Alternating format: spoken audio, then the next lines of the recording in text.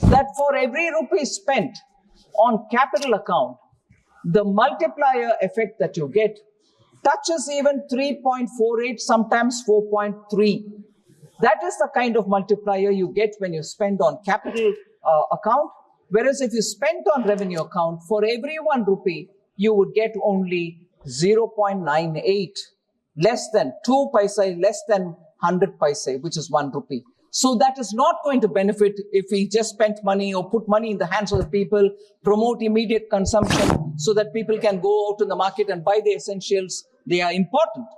But the multiplier that gives is far lesser than the multiplier that you would gain when people are given in situ jobs because projects are running, capital assets are being built. We have gone through that route, and this time the effective capital expenditure of the government of India is at 15.02 lakh crores.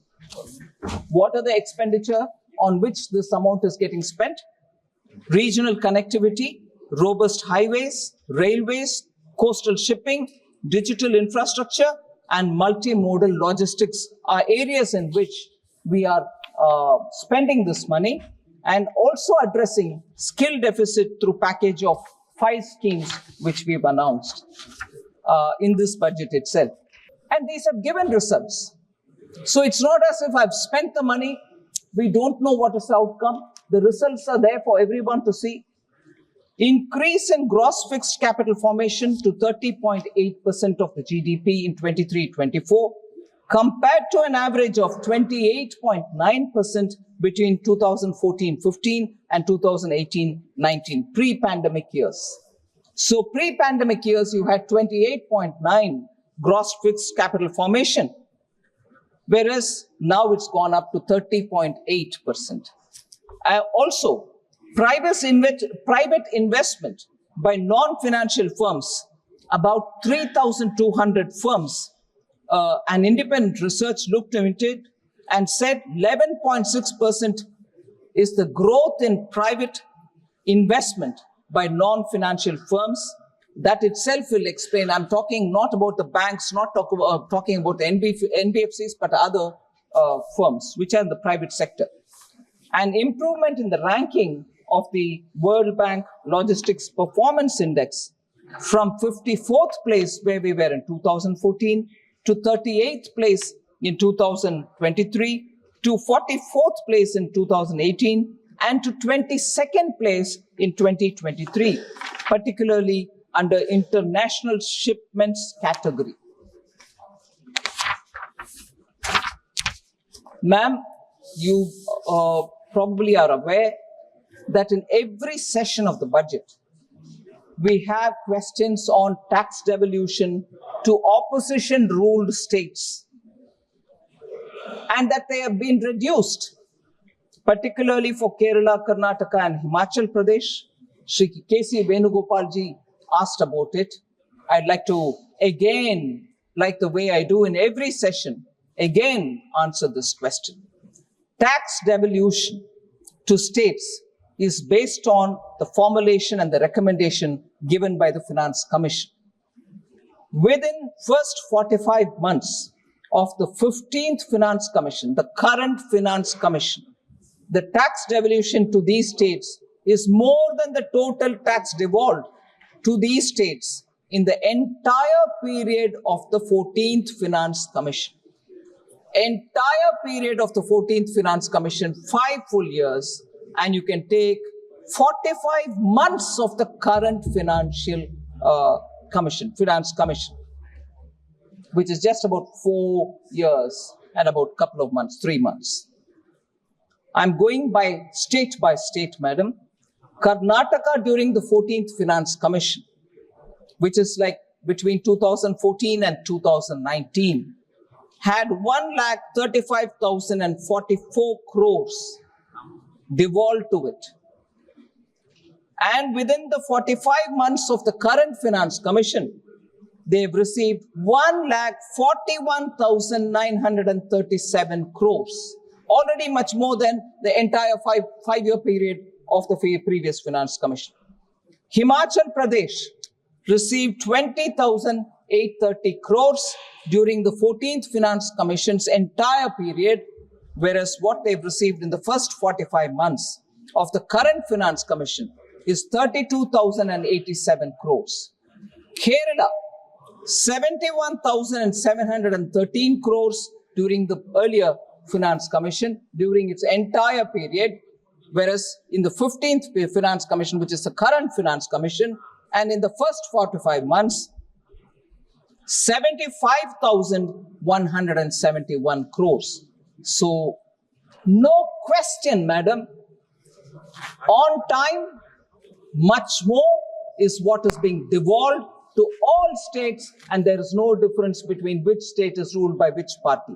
Everybody gets what their due is, and that's the principle with which Prime Minister Modi guides me, and that's what we do.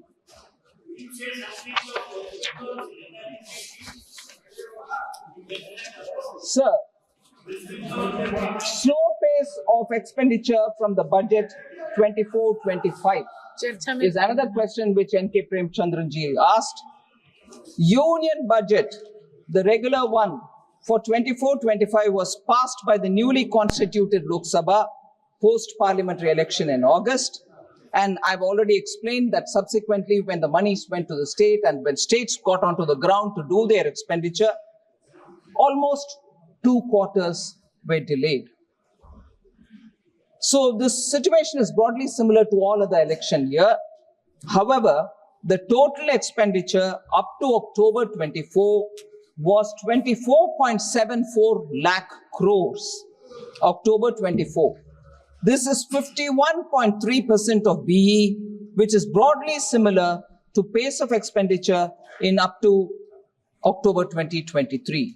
So it's not slow since after the second quarter. Madam, I fully appreciate the expenditure made by the government during the 6 months, 51.3% of the total expenditure, more than that of the total budget allocation. My point was the most labor industry sector, that is the MSME, the budget outlay was 22,137.95 crores. There is a revised outlay. I can't understand what is this revised outlay at this juncture. And further, the expenditure till 12/1/2024, it is 992 crores. That means just lower than 15%. When the total expenditure is more than 51.3%, how in the MSME sector alone it is come just less than 15%? That was my question I have raised. Madam, I'm thankful to Honorable Member for giving that clarification. I want to be sure that I don't repeat, but I would like to emphasize on the point that this budget gave particular 5 different schemes to enable the MSMEs to have greater liquidity in their hand, greater access to credit, and like never before, and I say this in particular, MSMEs only had working capital given to them. Our government has now made a provision for them to also have term loans for doing their business, which means they can take the loan from the bank and invest in plant and machinery. But they are, after all, small firms. They will not have huge collaterals to offer. They won't have security to give. So I'm grateful to the Honorable Prime Minister, who very clearly said, if we gave assistance for the small traders on the street, Swanidhi, we gave assistance for women and small people who are doing their business, PM Mudra, all of them are sovereign guaranteed, collateral free. Similarly, for the term loan that we're giving to the MSMEs, we have provided for sovereign guarantee. For the first time in this country, so Honorable Member Premchandran be informed on this, that MSME never had that provision in all free India, 1947 onwards, for a term loan and a sovereign guaranteed term loan. We have given that this time. But on the specific point of why it is not spent or why it is not acquiring that much of within this year traction, the same is the case. If the budget was passed in July and the department has to do it all in the ground within the next 4 months, it will have its own difficulties. But that's not to say this program will not continue. It will continue with the same gusto. So I want the fact that this year has a peculiarity. Vote on account, a regular budget in July, and after which, when expenditure has to happen in all sectors with the same speed, some ministries do take the time. I'm going around visiting MSMEs clusters, establishing SIDBI branches there, asking SIDBI to give more loans to the MSMEs under the newly designed post the regular budget schemes. So I appreciate your concern on MSME, but it's not being brought down.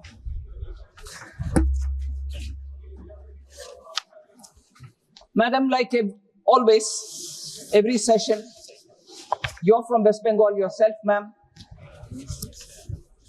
And I've heard Professor Saugata Roy interrupting to say, would you also speak on this?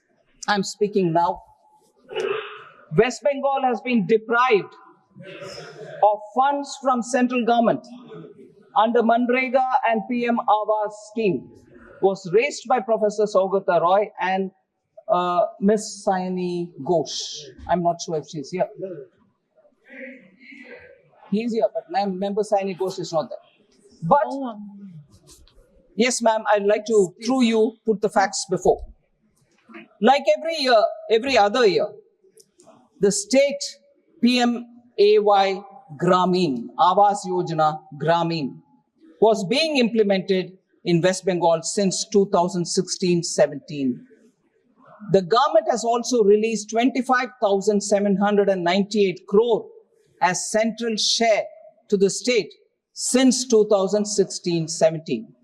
However, complaints of irregularities in the implementation of PMAY Gramin, including a selection of ineligible households from the Awas Plus 2018 list, removal of eligible households, and renaming of the scheme in the state as Bangla Awas Yojana have been received. The ministry has sought action taken report from the state government. Similarly, ma'am, and again, I've said this even earlier in very many different sessions, for under the Manrega, complaints of misappropriation of funds have been received by the government. Upon inquiry by central teams, the complaints were proven to be correct. And madam, I may add, the central team was accompanied by the state team as well when they went on inspection. They were proven incorrect. The complaints were proven correct and not following the rule was clearly established. The Rural Development Department had sought latest status of action taken report.